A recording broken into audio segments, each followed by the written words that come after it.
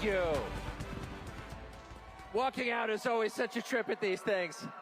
I just got here, and I feel like I missed the first part of the program. I hope I didn't miss anything meaningful. But I just want to say, I don't think I did. No, I'm just kidding. I watched it. I laughed.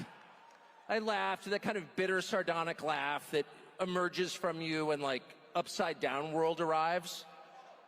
When your dog starts doing your taxes and you're like, wait, it's not supposed to work this way. To hear calls for, like, deplatforming and denouncing people at a Charlie Kirk event, I'm like, what? This is hilarious. Yeah, this is hilarious. Actually, one of the clips, I was listening to myself, thinking as I often do when I hear myself speak, which is never, because I never watch myself, but at these events they always play, like, the role of you. And I'm like, that guy is pompous. Woo! Sorry about that. We don't see ourselves clearly.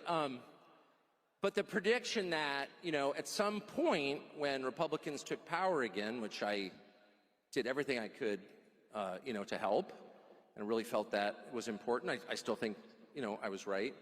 But I really thought that the impulse to deplatform people, or even to use the word platform as a verb, which it's not, it's a noun, don't steal my nouns, deplatform and denounce. Why haven't you denounced somebody else? The whole, like, Red Guard cultural revolution thing that we so hated and feared on the left that we did everything we could to usher in a new time where you could have an actual debate. I mean, this kind of was the whole point of Charlie Kirk's public life.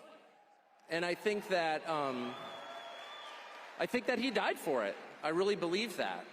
And I know a lot about it because the last several months of Charlie's life were devoted in part to arguing about this event, in fact, this speech, in fact, my speech here, which he asked me to do earlier this year, this summer, and was immediately put under just immense pressure from people who give money to Turning Point, I would assume good people, but who wanted him to take me off the roster.